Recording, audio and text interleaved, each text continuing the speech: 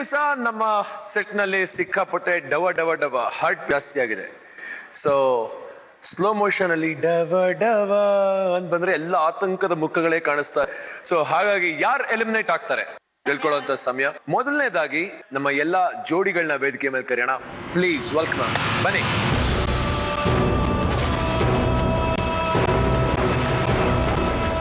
ಎಲ್ಲ 8 ಜೋಡಿಗಳು ವೇದಿಕೆ ಮೇಲೆ ಬಂದಿದ್ದಾಯ್ತು. ಎಲಿಮಿನೇಷನ್ ಶುರು ಆಗುತ್ತೆ.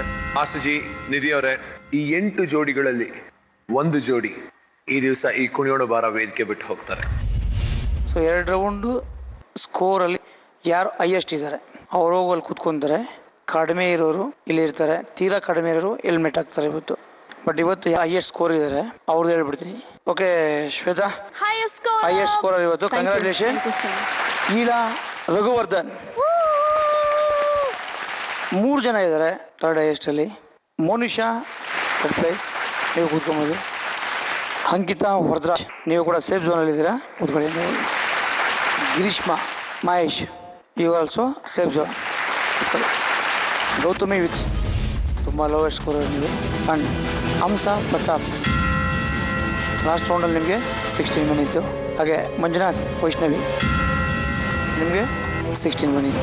ಏನಾಗಿದೆ, ಕೆಲವರು ಇವತ್ತು ಚೆನ್ನಾಗಿ ಮಾಡಲಿಲ್ಲ ಅಂದರೆ ಲಾಸ್ಟ್ ರೌಂಡಲ್ಲಿ ಚೆನ್ನಾಗಿ ಮಾಡಿದ್ದೀರಾ. ಲಾಸ್ಟ್ ರೌಂಡಲ್ಲಿ ಚೆನ್ನಾಗಿ ಮಾಡಿದ್ರೆ ಇವತ್ತು ಚೆನ್ನಾಗಿ ಮಾಡಿಲ್ಲ.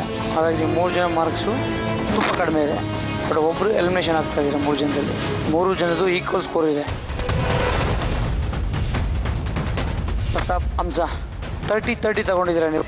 ಮಿಕ್ಕಿದವರು ಇನ್ನೆಲ್ಲರಿಗೂ ನಿಮಗಿಂತ 1, 2, 4, 5 ಜಾಸ್ತಿ ಇದ್ದಾರೆ. ಸೊ ಹಂಗಾಗಿ ನಿಮ್ಮಿಬ್ಬರೂ ಕೂಡ ಇವತ್ತು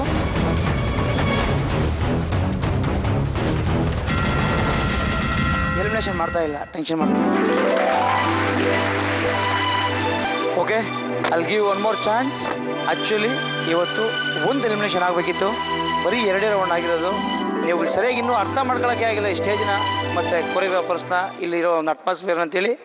ಆ ಒಂದೇ ಒಂದು ಕಾರಣಕ್ಕೆ ನಿಮ್ಮ 2 ಟೀಮ್ಗೆ ಇನ್ನೊಂದು last opportunity. Be careful. All the best.